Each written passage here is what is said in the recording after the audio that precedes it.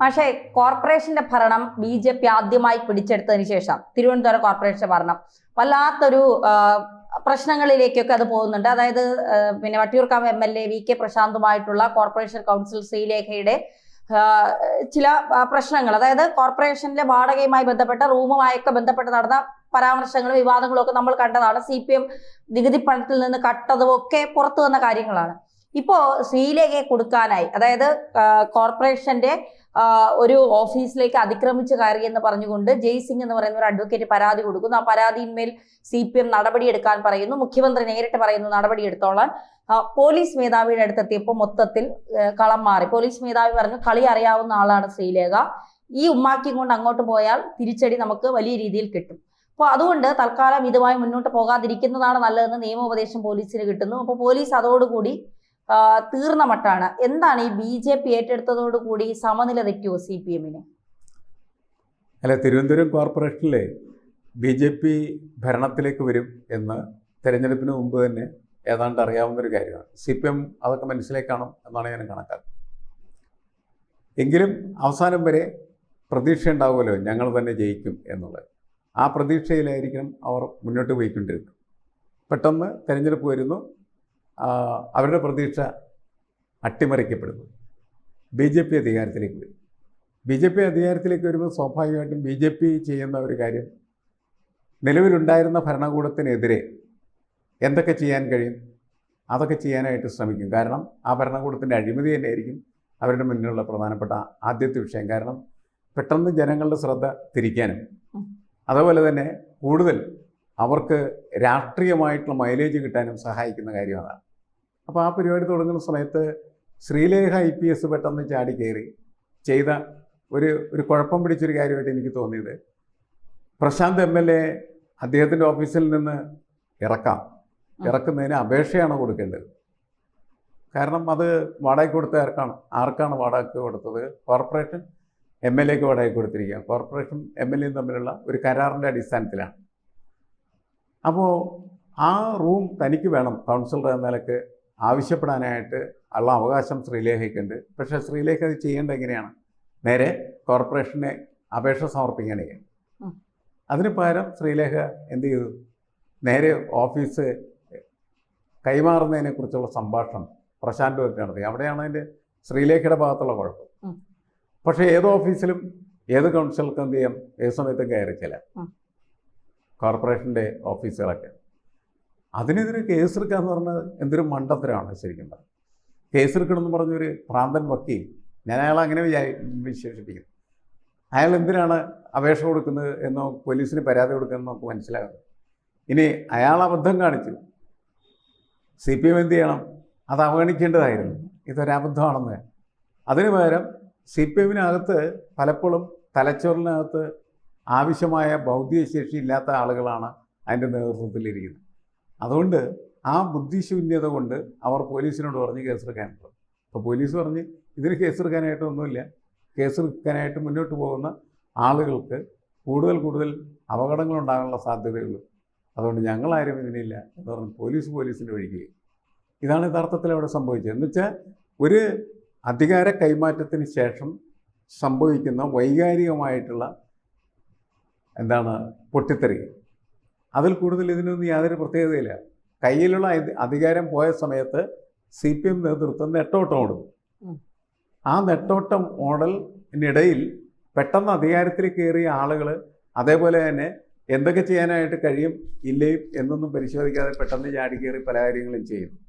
ഈ രണ്ട് കൂട്ടരുടെയും വൈകാരിക പ്രകടനങ്ങളുടെ ദുരന്തമായിട്ടാണ് നമുക്ക് ഈ കേസിനെ തന്നെ പോലും കണക്കാക്കാനായിട്ട് പറ്റുള്ളതാണ്. എന്തൊരു പൊട്ട അഡ്വക്കേറ്റാണ് അവൻ തന്നെ ആലോചിക്കും. കാരണം ഏതെങ്കിലും ഓഫീസിൽ ഒരാൾ ഇടിച്ചു കയറിയാൽ ആ ഓഫീസിൽ ഇരിക്കുന്ന ആളാണല്ലോ പരാതി കൊടുക്കേണ്ടത്. അല്ലാണ്ട് ഇയാൾക്ക് എന്താ കാര്യം ഈ വഴി പോകുന്ന ഒരുത്തൻ? അപ്പോൾ ഇവരുടെ തലക്കകത്ത് പിടികൂടിയിരിക്കുന്ന രാഷ്ട്രീയ ഭ്രാന്ത് കൊണ്ട് മാത്രം കൊടുക്കപ്പെട്ടൊരു കേസായിട്ടാണ് ഞാനിനെ കണക്കാക്കുന്നത്. പക്ഷേ പൊതുവെ ഈ കോർപ്പറേഷന്റെ ഭരണം പിടിച്ച് BJPക്ക് ഒരു ആത്മവിശ്വാസമുണ്ട്. പ്രത്യേകിച്ച് CPM-ലെ ആര്യ രാജേന്ദ്രന്റെ ഒക്കെ ഒരു പക്വതക്കുറവും ചെറിയ അഹങ്കാര ധാർഷ്ട്യമൊക്കെ കോർപ്പറേഷൻ CPM-നെ വലിയ രീതിയിൽ ജനങ്ങളിൽ നിന്നും അകറ്റിയിട്ടുണ്ട്. ഈ BJPയുടെ ഈ ഒരു വലിയ കോൺഫിഡൻസ് അതെങ്ങനെയാകും ഇനി വരുന്ന നിയമസഭാ തെരഞ്ഞെടുപ്പിൽ BJPക്ക് പ്രയോജനം ചെയ്യാൻ പോകുന്നത്? അധികാരം എന്ന് പറയുന്നത് ഒരു തെരഞ്ഞെടുപ്പിന് എപ്പോഴും നല്ലൊരു ഊന്നുകോല് തന്നെയാണ്. അധികാരത്തിലിരിക്കുന്നവർക്ക് പല കാര്യങ്ങളും ചെയ്യാനായിട്ട്. ഇപ്പോൾ കോർപ്പറേഷൻ്റെ അധികാരത്തിലേക്ക് BJP വരുന്ന സമയത്ത് BJPയുടെ ബേസ് അടിത്തറ എന്ന് പറയുന്നത് കുറേ കൂടി വിപുലപ്പെടുത്താൻ കഴിയും. അങ്ങനെ വിപുലപ്പെടുത്തിയ അടിത്തറയുടെ പുറത്ത് നിന്ന് അവർ പ്രവർത്തിക്കാനായിട്ട് തുടങ്ങുന്ന സമയത്ത് അവരവിടുത്തെ മുഖ്യ പ്രതിപക്ഷമായി മാറിക്കഴിഞ്ഞിട്ടുള്ളൂ. നിയമസഭയെ സംബന്ധിച്ചിടത്തോളം, കോർപ്പറേഷനെ സംബന്ധിച്ചിടത്തോളം അവർ ഭരണാധികാരികളായി. അപ്പോൾ ഒരു വശത്ത് അവർ ഭരണകക്ഷി, മറുവശത്ത് അവർ പ്രതിപക്ഷമായിട്ട് നിൽക്കുകയാണ് ചെയ്യുന്നത്.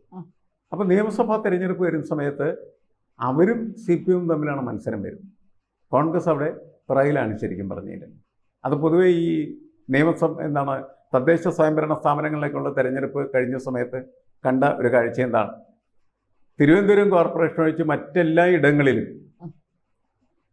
പ്രതിപക്ഷമായിട്ട് പ്രവർത്തിച്ചിരുന്ന UDFന് എന്ത് ചെയ്യാൻ പറ്റി? വലിയ നേട്ടം ഉണ്ടാക്കാൻ. തിരുവനന്തപുരത്ത് പക്ഷേ അവർ പിറകിലേക്ക്, അല്ലെങ്കിൽ മൂന്നാമതാണ് അവരുടെ സ്ഥാനം. സീറ്റുകളുടെ കാര്യത്തിൽ, വോട്ടുകളുടെ കാര്യത്തിൽ, എല്ലാ കാര്യത്തിലും അവർ മൂന്നാമതാണ്. എന്തുകൊണ്ട് അങ്ങനെ സംഭവിച്ചു? പൊതുവെ കേരളത്തിൽ ഉണ്ടായ മാറ്റം എന്ത് എന്ന് തെരഞ്ഞെടുപ്പിന് പിറ്റേ ദിവസം റിസൾട്ട് വന്ന സമയത്ത് പത്രങ്ങൾ എഴുതി, UDF തരംഗം. ഒരു തരംഗവും UDFൻ്റെ പ്രകടമല്ലാതിരുന്ന സ്ഥലമാണ് തിരുവനന്തപുരം. അതിൻ്റെ കാരണം അവിടെ തരംഗം BJP തരംഗമായി. കാരണം അധികാരത്തിലിരിക്കുന്ന കക്ഷിക്കെതിരെ, CPMനെതിരെയുള്ള ജനകീയമായിട്ടുള്ള ഒരു പ്രതിരോധവും പ്രതിഷേധവും, അതിനാണ് നമ്മൾ ഭരണവിരുദ്ധ വികാരം എന്ന് പറയുന്നത്. അത് ശക്തമായിട്ട് തിരുവനന്തപുരത്തുണ്ടായിരുന്നു. അത് മുഴുവനും ടാപ്പ് ചെയ്തത് BJPയാണ്. ആ സാധ്യത നിയമസഭാ തെരഞ്ഞെടുപ്പിലും അവർക്ക് ഉപയോഗിക്കാനായിട്ട് കഴിയും. അങ്ങനെ ഉപയോഗിക്കുന്ന സമയത്ത് ശക്തമായി UDFന് മത്സരിക്കാനായിട്ട് കഴിഞ്ഞില്ല എങ്കിൽ അവർ മൂന്നാമത് എന്നുള്ളതിനേക്കാൾ വളരെ മോശമായിട്ടുള്ള ഒരു സ്ഥലത്തിലേക്ക് അവർ പോകാൻ സാധ്യതയുണ്ട്. അങ്ങനെ അവർ പോയി കഴിഞ്ഞാൽ അവിടെ ചിലപ്പോൾ BJP ജയിക്കാനുള്ള സാധ്യത വർദ്ധിക്കുകയാണ് ചെയ്തത്. എന്നാൽ നന്നായിട്ട് UDF വർക്ക് ചെയ്ത് കഴിഞ്ഞാൽ ഈ ഭരണവിരുദ്ധ വികാരത്തെ കുറേ അവർക്കും ടാപ്പ് ചെയ്യാനായിട്ട് കഴിയും. അങ്ങനെ വരുന്ന സമയത്ത് അത് CPMന് അനുകൂലമായിട്ട്. ഈ UDFനെ സംബന്ധിച്ചിടത്തോളം UDF തദ്ദേശ സ്വയംഭരണ തെരഞ്ഞെടുപ്പിൽ വലിയ വിജയമൊക്കെ നേടി വല്ലാത്തൊരു ആത്മവിശ്വാസത്തിലാണ്. കാരണം അടുത്ത തവണ ഞങ്ങൾ തന്നെ ഭരണം പിടിക്കും, ആ തരത്തിലേക്കാണ് UDFിലെ കാര്യങ്ങളൊക്കെ പോകുന്നത്. ഇപ്പോൾ ഇത്തരത്തിൽ ഇപ്പോൾ BJPയും കൂടെ അവർക്കൊരു വെല്ലുവിളിയാണ്. ഇതിനു മുൻപേ CPMന് മാത്രം ഒരുപക്ഷെ അവർക്ക് ശത്രു അല്ലെങ്കിൽ രാഷ്ട്രീയത്തിൽ ശത്രുവായി കണ്ടെങ്കിൽ ഇപ്പോൾ BJPയും കൂടി എവിടെയെങ്കിലും ഒക്കെ പിടിക്കുമോ, അല്ലെങ്കിൽ ഏതെങ്കിലും നിയമസഭാ മണ്ഡലങ്ങൾ കയ്യേറുമോ എന്നൊക്കെ ഉള്ള ഒരു വല്ലാത്ത സംശയം UDFനെയും വല്ലാതെ വേട്ടയാടുന്നുണ്ട്. UDF ഈ ഒരു തദ്ദേശ സ്വയംഭരണ തെരഞ്ഞെടുപ്പിലെ വിജയം അത് മാത്രം മുന്നിൽ കണ്ടുകൊണ്ട് UDFന് ഒരു വിജയ സാധ്യത 2026 നിയമസഭാ തെരഞ്ഞെടുപ്പിലുണ്ടോ? അല്ല, UDFനെ സംബന്ധിച്ചിടത്തോളം അവർ നിയമസഭയിൽ വിജയിച്ചു എന്ന സമ്പൂർണ്ണ ആത്മവിശ്വാസത്തിൻ്റെ പുറത്താണ്. നമ്മൾ പൊതുവെ തെരഞ്ഞെടുപ്പ് രംഗം നിരീക്ഷിക്കുന്ന സമയത്ത് ഇനി ഒരു തിരിച്ചു കയറൽ LDFന് സാധ്യമല്ല. അപ്പം അതുകൊണ്ട് UDF തന്നെ അധികാരത്തിൽ വരും. 2-3 മാസമേ ഉള്ളൂ. ഈ 2-3 മാസം കൊണ്ട് ഇതിനെ അട്ടിമറിച്ച് തിരിച്ചു കൊണ്ടുപോകുക എന്ന് പറയുന്നത് അത്ര എളുപ്പമുള്ളൊരു കാര്യമല്ല. എന്നാൽ CPMൻ്റെ ഏക പിടിവള്ളി എന്ന് പറയുന്നത് നിലവിലുള്ള MLAമാരാണ്. ആ MLAമാർക്ക് അവരുടെ വ്യക്തിപരമായിട്ടുള്ള ബന്ധവും കഴിഞ്ഞ കുറേ വർഷങ്ങളായിട്ട് അവർ നടത്തിക്കൊണ്ടിരിക്കുന്ന പ്രവർത്തനങ്ങളുമൊക്കെ കുറച്ച് വോട്ടുകൾ അവരുടെ പോക്കറ്റിൽ എത്തിക്കുമെങ്കിൽ ആ സാധ്യത ഉപയോഗിച്ച് അടുത്ത തെരഞ്ഞെടുപ്പിനെ നേരിടുകയും എങ്ങനെയും പിടിച്ചു നിൽക്കാനായിട്ട്, ഒപ്പത്തിനൊപ്പം ആക്കി തീർക്കാനായിട്ട് പറ്റുമെന്ന് പരിശോധിക്കുകയും ചെയ്യാൻ. ഇതാണ് CPMൻ്റെ മുന്നിലുള്ള ഏക വഴി. അപ്പോൾ UDF എന്ത് ചെയ്യാണ്? വിജയിച്ചിരിക്കാൻ. UDF വിജയിച്ചിരിക്കുന്ന സമയത്ത് തങ്ങളോടൊപ്പം ഓടി വരുന്നത് LDF ആണ് എങ്കിൽ അതിൻ്റെ തൊട്ട് പിന്നാലെ ആരുണ്ട്? BJP ഉണ്ട്. അങ്ങനത്തെ നെക്ക് ആൻഡ് നെക്കായിട്ടുള്ള ഒരു ഫൈറ്റായിട്ട് ഈ തെരഞ്ഞെടുപ്പ് മാറുന്നു എന്നുള്ള ഒരു സവിശേഷതയാണ് നമ്മുടെ മുന്നിലുള്ളത്.